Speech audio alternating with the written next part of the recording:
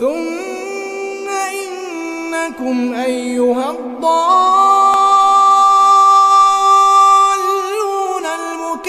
المكذبون لآكلون من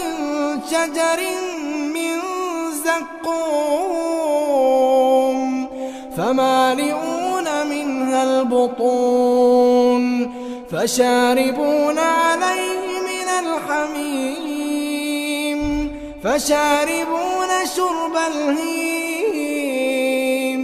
هذا نزلهم يوم الدين نحن خلقناكم فلولا تصدقون أفرأيتم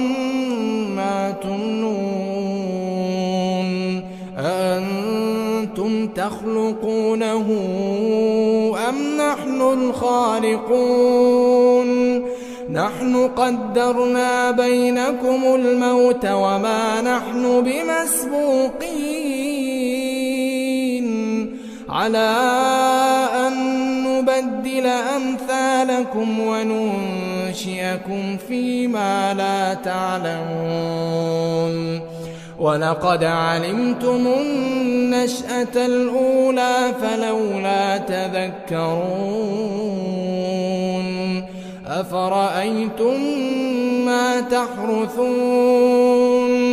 أنتم تزرعونه أم نحن الزارعون لو نشاء لجعلناه حطاما فظلتم تفكرون إنا لمغرمون بل نحن محرومون أفرأيتم الماء الذي تشربون أأنتم أنزلتموه من المزن أم نحن المنزلون لو نشاء جعلناه أجاجا فلولا تشكرون أفرأيتم النار التي تورون أأنتم أنشأتم شجرتها